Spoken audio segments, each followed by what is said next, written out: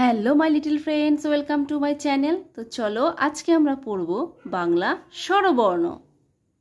অ অয়ে অজগর, আ আয়ে আনারস, হস্যই হস্যইতে ইঁদুর, দীর্ঘই দীর্ঘইতে ঈগল, হস্যৌ হস্যৌতে উট, দীর্ঘৌ দীর্ঘৌতে উষা,